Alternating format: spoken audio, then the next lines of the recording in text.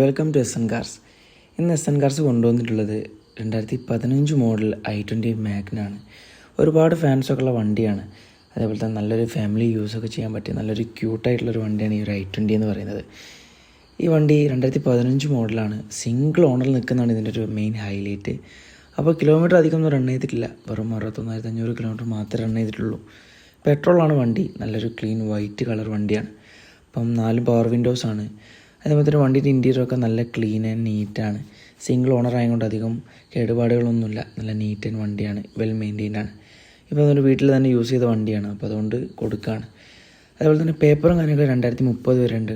Tyres 4 90% ഉണ്ട്.